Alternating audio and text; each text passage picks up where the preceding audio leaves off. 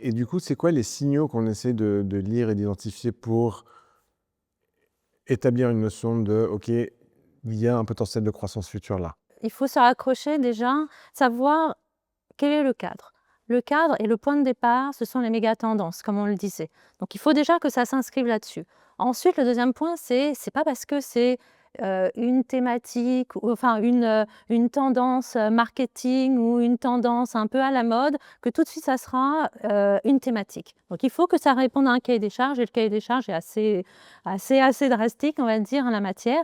Il faut que ça s'adresse à tout le monde, il faut que ça soit structurel ou séculaire, il faut que c'est quelque chose où on ne revienne pas en arrière, notamment. C'est-à-dire? Bah, une fois que la tendance s'est amorcée, on ne va pas revenir en arrière. Par exemple, le changement climatique, malheureusement, est dans une pente assez inquiétante.